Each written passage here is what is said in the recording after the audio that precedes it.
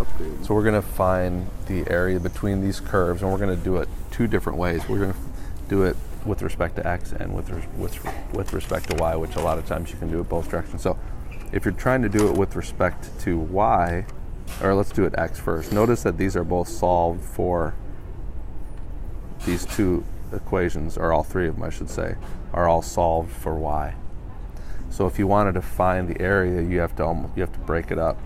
So we're going to draw a line in here, a vertical line. We're going to draw vertical lines to partition this segment so that we know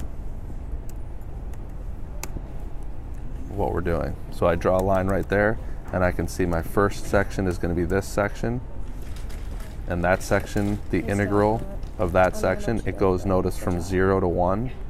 It goes from 0 to 1, and it's this line, which is y equals x.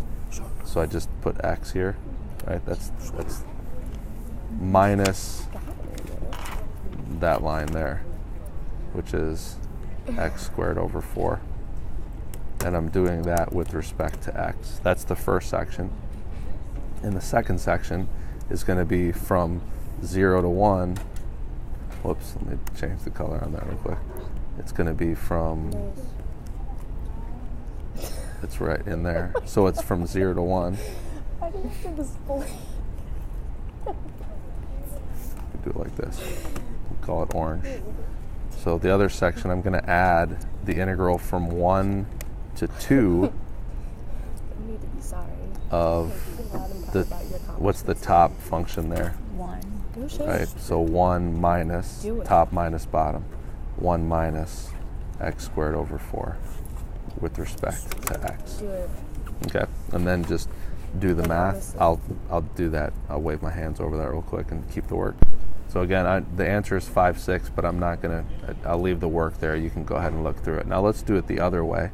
Let's do it vertically, or I should say with respect to y.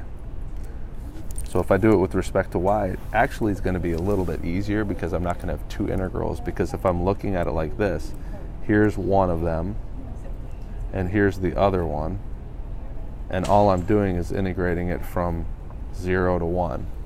So it's the integral from 0 to 1 of the rightmost equation. The only problem is I have to solve it for x because it's solved for y.